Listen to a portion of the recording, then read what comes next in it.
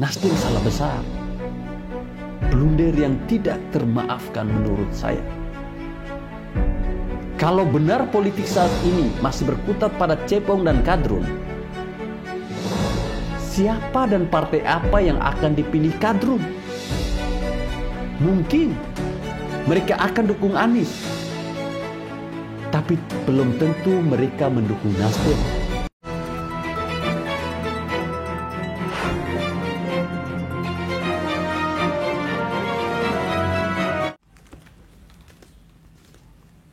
Assalamualaikum warahmatullahi wabarakatuh. Salam, salve, Om Swastiastu, Namo Buddhaya, salam kebajikan. Teman-teman sebelum menonton video ini silakan klik tombol subscribe bagi yang belum, dan bagi teman-teman yang sudah silakan klik like, komen dan juga share videonya. Terima kasih. Salam Pancasila. Baik teman-teman, video saya kali ini saya akan membahas tentang Nasdem yang akhir-akhir ini banyak menjadi sorotan publik teman-teman.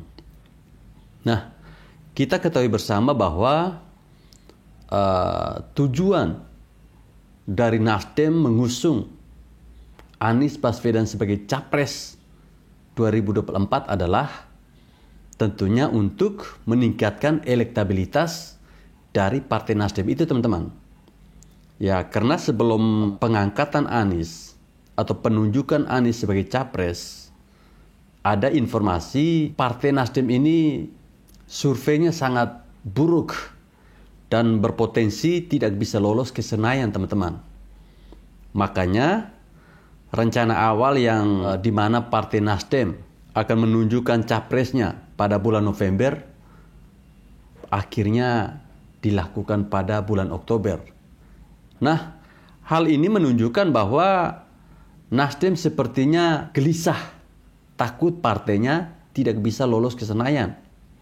Sehingga mereka buru-buru untuk menunjuk Anies sebagai Capres. Nah, tentunya teman-teman, penunjukan Anies sebagai Capres ini agar bisa meningkatkan elektabilitas dari Partai Nasdem itu sendiri. Namun, baru-baru ini ada sebuah survei yang menurut saya membuat Nasdem ini semakin pusing. Survei ini bahkan menyebutkan teman-teman bahwa kehadiran Anies ini tidak membuat elektabilitasnya Nasdem ini membaik. Jadi ada lembaga survei lingkaran suara publik atau LSP. Itu juga merilis survei elektabilitas dari partai politik di Pilpres 2024 teman-teman. Ya, hasilnya PDI Perjuangan masih menempati posisi puncak. Ini tentunya pilihan dari para responden. Sedangkan Nasdem teman-teman, ketika menunjuk Anies sebagai Capres, bukannya naik, malah yang terjadi adalah turun sampai ke angka 3,9%. Ya, angka 3,9% ini itu berada di bawah ambang batas 4%. Artinya Nasdem ini berpeluang untuk tidak mendapatkan kursi di DPR bersama dengan PSI, Perindo, PAN, P3 dan juga yang lainnya.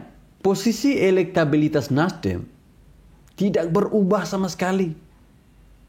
Meski sudah mendeklarasikan Anies sebagai Capres di Pilpres 2024. Ini menandakan bahwa efek ekor jas dari Anies tidak terjadi sama sekali.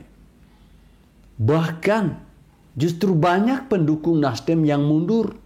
Ya, saya menilai bahwa ini ada efek rivalitas cebong dan juga kadrun yang menyertai Nasdem, teman-teman. Istilah Nasrun pun berefek pada elektabilitas Nasdem itu sendiri. Ya, Nasdem kalau belum bisa merasakan efek Anies, bisa dipastikan akan semakin gemetar dan kejang-kejang. Apa yang mereka harapkan tidak terjadi. Malah yang ada nama partai itu semakin hancur.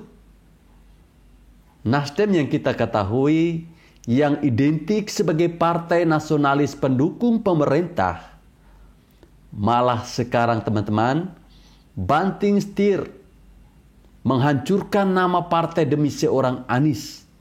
Efek istilah Nasrun itu sudah sangat jelas.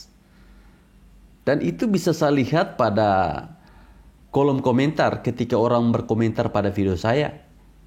Sangat terasa sekali. Bahkan sampai ada yang membuat logo editan pula, teman-teman. Dan ingat, jangan remehkan kekuatan kelompok nasionalis ya. Kalau mereka ini sudah menyerukan boikot atau tenggelamkan sebuah partai, biasanya itu bisa terjadi, teman-teman. Ini tentunya sangat berbeda jauh dengan kelompok kadal gurun yang ribuan kali boikot, tapi tidak pernah ada yang berhasil. Mereka boikot, tapi yang diboikot malah beruntung dan makin bersinar. Ya, kita tunggu saja sekitar 2 atau 3 bulan lagi lah. Kalau memang Anies masih belum bisa meningkatkan elektabilitas Nasdem, partai politik lain malah makin ragu. Tentunya untuk berkoalisi dengan Nasdem.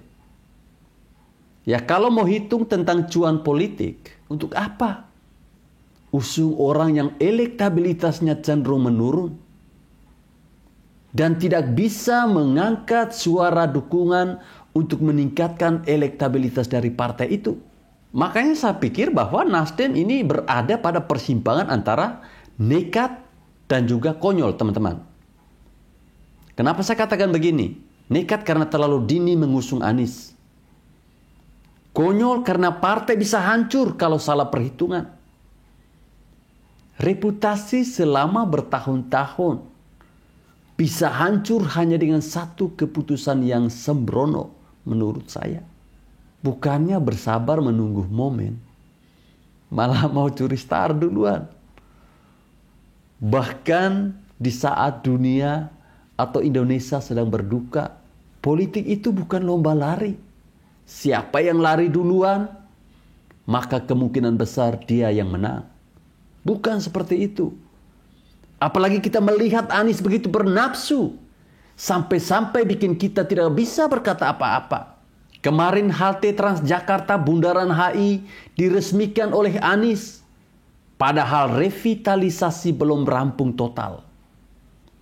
Bahkan saat Anies tiba di sana, ada genangan air dan atap bocor. Belum selesai dikerjakan. Tapi Anies seolah memaksa meresmikan ini. Seolah memamerkan bahwa ini adalah hasil kerjanya dia yang tidak becus. Bagi saya Anies ini adalah gila pencitraan. Kenapa Nasdem begitu bernafsu? Makanya mereka saat ini satu hati, satu kepentingan. Satu lagi yang perlu saya tekankan, teman-teman. Suara silent majority itu benar-benar berefek. PKS sudah pernah mencoba bermain-main, tapi terperosok juga. Dan sekarang mereka lebih hati-hati. Nasdem malah sok nyemplung langsung dan merasa tidak akan bisa tenggelam. Karena ada pelampung bernama Anies. Nasdem salah besar. Blunder yang tidak termaafkan menurut saya. Kalau benar politik saat ini masih berkutat pada cepong dan kadrun,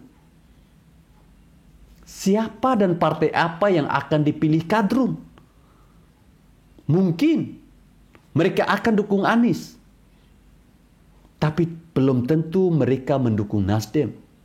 Belum tentu. Ya, pasalnya biasanya kelompok ini sudah terlalu sayang dengan partai sebelah yang identik dengan politik identitas. Nasdem bisa berada di zona abu-abu. Bisa-bisa Nasdem tidak dapat apapun dari Anies. Masa sih Nasdem lupa bagaimana kelakuan kadrun saat membuli reporter Metro TV saat itu? Harusnya Surya Paloh sadar kalau pendukung Anies ini yang rata-rata dari garis keras tidak akan memilih Nasdem. Ya, Anies mah untung. Tapi yang buntung adalah Nasdem itu sendiri.